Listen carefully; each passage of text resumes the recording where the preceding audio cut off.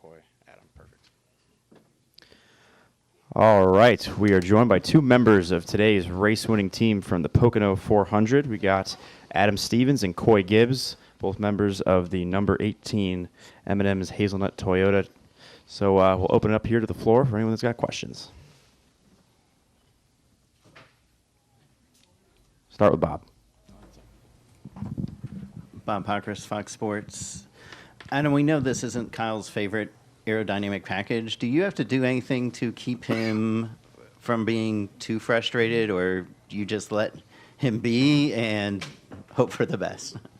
Gosh, just hang on. Yeah, I think there's a little bit of both. You know, we spend a lot of time during the week together and talking about what we're up against and what everybody's up against. And you know, at the end of the day, we're not racing packages. We're racing other teams and other drivers, and it's our job to beat them. And that was the same with last year's rules, and it's the same with this year's rules. So, you know, it's just a matter of perspective and making sure that he's focused on the right things. But as time goes, that gets easier and easier. Like last week on the radio when he says, I resign, does that make you laugh or does that make you cringe? It depends. You know, there's a certain amount of venting of frustrations that helps them, right? That's probably true for all of us. Sliding scale for some people. But you just don't want to see him get to the point where the venting isn't helping relieve the frustration, and then he makes a bad decision. So I remember that incident. I don't remember exactly how I felt at that specific time. But, you know, a lot of times if he can just get it out and then you can refocus him, he's probably better off than keeping it bottled up. So by and large, we've found a way to navigate through that. Right up front.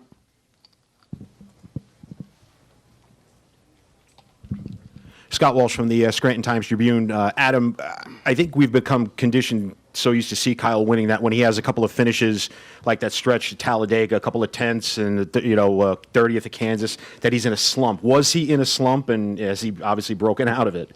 I think you could look at the finishes and say we were in a slump of finishing races for sure. We weren't in a slump for running well. You know, we were second on the last restart, I believe, at Talladega. And got shuffled and was sped on pit road a couple times. Was it Kansas, I think, or one of them places where we drove through too many pit boxes, you know, racing the 88 for the lead. So it's not like we haven't had speed and not like we haven't been up front late in the races when it matters most, but certainly, you know, not finishing off the races and taking advantage of those opportunities will weigh on anybody that does this for a living. You know, this is our job. So it's nice to get back and put a whole weekend together and capitalize on it. Any other questions? Going once, twice. All right, gentlemen. Thank you. Awesome. That's the greatest interview ever. Wait, actually, stay 1 second. Any other questions in the press box? No? Questions in the press box. All right. Thanks, guys.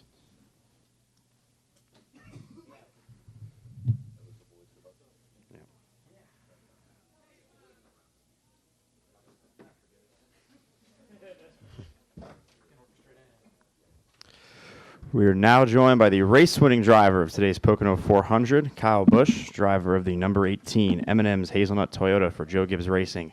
We will open it up to the floor for anyone who has questions. Start with Jeff. Obviously, you've been outspoken all year about this package, but when you win, like, how do you reconcile the feelings of winning with this package versus how you feel about it? I think I passed one car today. That was on the outside of turn 3, and I got a good run through turn 2 and kind of shallowed entry to turn 3 a little bit, and Boyer went to block, so I just shot out to his outside, got alongside of him. I mean, that was it. I don't know if anybody else passed anybody on the racetrack for the lead like that, but if so, then maybe this package is awesome, but that's all I know. Zach. Zach Sterniola, Pocono Record. 2 parts. First, on a scale of 1 to 10, where would you rate the package here? Stop asking me package questions. I'm done answering them. Next. Okay. Let's go to Bob. Well, then you may not answer this one. But like, so do you do anything to kind of either motivate yourself or to try to get you in a positive frame of mind for races? Nope. Am I a positive person? It's rare. I just go, man. I just do what I'm supposed to do. I try to drive as hard as I can, as fast as I can. If there's a car in front of me, I try to pass them. Whichever way I can do that, I try to do it. And if I can't do it, there's days that I'd get ultimately frustrated because I don't feel like my true talents can show on the racetrack because I'm too limited by the air of everything that's kind of going around me that I can't do anything. As a race car driver, when you can't do anything and you can't showcase what your abilities are and how good you should be or you feel like you are, then there's certainly some tense moments and some high frustrations. And today it was going to be that day. Early on in the race, we couldn't really pass. But then there towards the end, I don't know how Boyer got by me. He got a good run off of turn 1, I guess, and got in front of me. But then a couple laps later, I was able to get back by, luckily. So I don't know. On the restart there, knowing how important the draft was today, or at least the pushes were on the restarts, was there any kind of coordination between you and Eric to try to work together on that restart? Well, that wasn't the final one. You talking about the final one or no? Well, the final one, Eric was on the inside of me, so I had to compete against him. So it was straight up. I didn't ask and they didn't ask. So I figured we were just racing it out. And, we were just going to go with whatever went on behind us, what runs we got, what pushes we got from behind. And really, when I left the restart zone, Brad touched me twice in second gear. And then after that, I never got touched again until right before getting off into the corner. And that kind of seemed to be the way a couple restarts earlier in the day as well, too, where I'm trying to back up to those guys and get pushes. And really all you're doing is slowing down that train. So, like, the higher horsepower, the other package, you could push all the way down in there, and you could fan out it, I felt like, more than what this package alluded to. Go to Dan. Dan Gelston, Associated Press. Kyle, as someone who racks up milestones almost every week, what does it mean to now you're in a tie for 9th with Rusty Wallace on the career wins list? Yeah, I mean, it's pretty special. We just keep on doing what we're supposed to do. I've won 55 of them, I guess, but man, there's probably just as many that I've lost out on, and I know that if I could have them back, I'd be well on my way. But overall, just keep fighting, keep digging.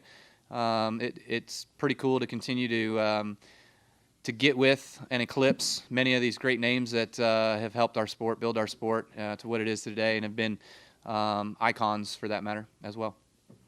Go to Zach. Zach at Tansready, kickingthetires.net. Does this count as a birthday present for Samantha? Absolutely, why not? We had a nice day yesterday. We went into the city and just kind of played around and checked some things out, and and then today was able to get her an Eagle trophy. So, not sure where she'll put this one, but she might just give it back. Any other questions here on the floor? Go back to Jeff. I can't tell whether you're happy or not right now. Huh? Are you happy? Why? You just won. You won the race. Yeah. So. Does winning make you happy? Like, are you leaving here like, yes, yay, everything's great? Yes. Yay. Okay. No, I'm just wondering. I'm not putting words in your mouth. I'm wondering. I can't tell. I mean, am I happy? Sure. Yeah. Today was a good day. We did what we were supposed to do. We did our job. We've had fast cars this year and have thrown away too many. So I've left the racetrack way too many times this year, frustrated. And I guess I try not to let the highs be so high and the lows be so low, but I could probably roll somewhere in the middle. So when you win, there's a lot of guys that enjoy it a heck of a lot more and get the high from it. But to me, that's what I'm supposed to do. That's my job. And so today was a successful day, and I look at it like that. And now I'm already looking ahead to next week. Any other Dustin up front? And I'll go to Dan. Dustin Lubino, front stretch. Kyle, what's really clicked for you at Pocono the past 3 years? I don't know. I felt like when I was here with Dave Rogers the last year or two, I started to click on something, get a little bit better. We finished third, we finished fourth. I think we finished better And then when I got with Adam, it's just kind of clicked. We've been really, really good here with Adam. So, Adam's obviously a great leader and a great crew chief and does a really good job being able to listen to me and through practice when we talk about what things I need help with and worked on the race car to make myself better in turn 1 or turn 2 or turn 3, he's able to give it to me. And that's what makes, a great crew chief. And so I appreciate his leadership and his ability and being able to understand what's in his race car, what springs and shocks and bars and why everything is the way that it is and what it does and how it affects the car in each different corner with different loads and such, and that he can go to work and figure out what things I'm talking about and describing, and that he knows, okay, well, that's going to be this right here, and if I change this, it's going to make us better here. It's not really going to affect over there or whatever it is, So he's just he's pretty good about that.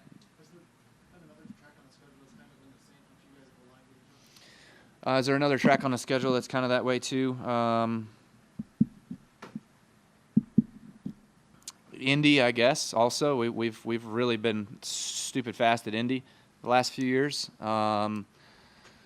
Richmond, I've always kind of been good there. Bristol, I've always kind of been good there. Charlotte, I've really run a lot better at Charlotte now. I remember with Dave, we were always kind of mired 4th to 7th, but since Adam, it's kind of been 2nd to 5th, and we've had some first place cars as well too. So, I'm sure I could find some more.